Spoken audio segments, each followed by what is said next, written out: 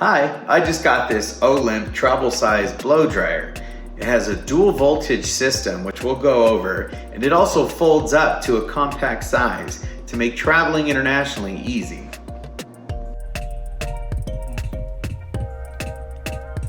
This dryer has two settings, a high and a low setting.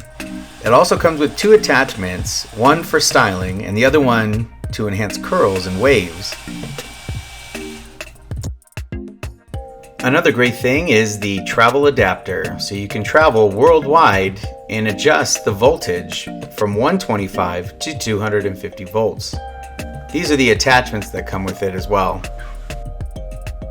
The first one is the styling nozzle. The second is the smooth nozzle diffuser. This pouch makes it easy to travel with as well.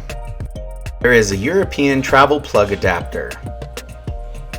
It comes with a small wrench so you can rotate the voltage setting to the appropriate voltage in the country that you're in.